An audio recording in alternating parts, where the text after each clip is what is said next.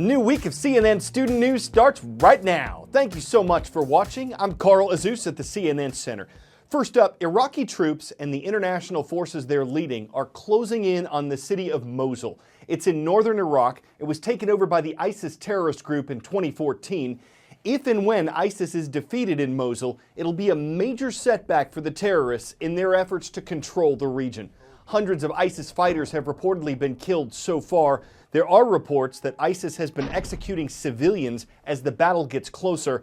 There have also been a number of casualties among the coalition troops fighting ISIS, including a U.S. serviceman whose vehicle hit an IED, an improvised explosive device, last week. As ISIS has fled the towns around Mosul, it's left these bombs behind, and those who work to clear them out take tremendous risks. Peshmerga captain Chilhan Sadek comes face to face with death every day. Here, showing us the fruits of his labor. He says he has removed hundreds, perhaps thousands of IEDs like these. I do it for humanity, he tells us. The people who plant these things are dangerous for my people, for the world, so it's my decision to help save a life. As Kurdish and Iraqi forces edge ever closer to Mosul, ISIS has been leaving behind the weapons to kill and maim even once they've gone. Brigadier General Bajat Mazuri heads the elite Zeravani Special Forces. He says he loses more fighters to IEDs than on the battlefield. 30% of those casualties, men working to defuse and remove the explosives. We liberate a village and they are everywhere, he says. People come back to their homes and open something up, and it blows up. The demining teams have rudimentary equipment, a metal detector if they're lucky. The operator of this one lost his fingers to a booby trap. Usually the tools are wire cutters and their bare hands, their faces inches from the explosives. Not even body armor, let alone bomb disposal suits. We need training, but it is not enough, he tells us. We need more equipment, new equipment, to find the IEDs and destroy them. It's the danger from booby traps that means that civilians can't go home to their villages yet, even now that ISIS has gone. All they can do is collect a few things and leave again. Up next, a massive media merger. It has something to do with this and how it's changed our lives. The wireless phone company AT&T has agreed to buy Time Warner Inc. for more than $85 billion. Time Warner would get the money, AT&T would get growth and power. Some critics say too much power. And they warn that company layoffs and higher prices for consumers could be down the road. But if the U.S. government approves the merger, allowing it to actually take place, why does it matter? Here's CNN's Brian Stelter. Hey there, yes, this is shaping up to be one of the biggest media deals in history. Also the biggest merger of any kind in the United States so far this year. AT&T, as it stands today, is a wireless company. It's one of the biggest wireless companies in the United States, providing phone and internet service to tens of millions of homes.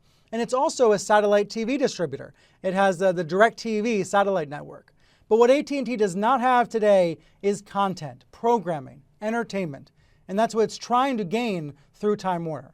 Now you think about what Time Warner has. It has CNN, this channel, and it also has a number of other valuable entertainment assets like HBO, the Warner Brothers movie studio, and cable channels like TNT and TBS and the Cartoon Network. AT&T is buying all of those up at a cost of $85 billion. That's almost 3 times as large as the Comcast-NBC merger about 5 years ago. Now in that case, government regulators spent more than a year reviewing the deal because Comcast is a big cable provider reaching tens of millions of homes, and NBC, a lot like Time Warner, owned really valuable cable channels. But ultimately that deal was approved with conditions by regulators in Washington. The experts I've spoken with expect a similar outcome here, that this deal will take over a year to be reviewed in Washington and will then eventually be approved with conditions. In the meantime, Time Warner CEO Jeff Bewkes will remain in charge of Time Warner. I spoke with him briefly right after the announcement, and he says he believes this is pro-consumer, very positive for customers, because it's about making sure they can receive content, news, and entertainment in a variety of new ways. The reality is that's how the media world is changing, whether or not this deal happens. You can see it every day in the way you and I interact with media. You might be watching this newscast on a cell phone, or you might be texting or emailing on your phone while it's happening. The future of media is mobile-centric, and that's what this deal recognizes and represents. AT&T believes it's not just enough to own the cellular data networks, it's important to own the programming as well. So by seeking to buy Time Warner, it's seeking more influence, more power over the future of media. The U.S. is just over 2 weeks away from Election Day, November 8th, when voters will choose who will lead the nation of 319 million. And while the country should know the answer by November 9th, there's a chance that it won't. In the year 2000, the presidential vote was so close in the state of Florida that officials called for a recount there. And the results from that state alone, with its 25 electoral votes, were what determined the winner. This year, Republican presidential nominee Donald Trump has suggested that the election is rigged against him. And in the last U.S. presidential debate, he refused to say if he'd accept the results if he loses to Democratic presidential nominee Hillary Clinton. Could that trigger another recount, and how do those work? Each state has its own rules for recounts, and they have a lot of details that can make it very complicated. But in general, this is what we know. 20 states plus the District of Columbia have automatic recounts if you have a very close race. For example, in Michigan, if less than 2,000 votes separate the loser from the winner, you automatically have a recount.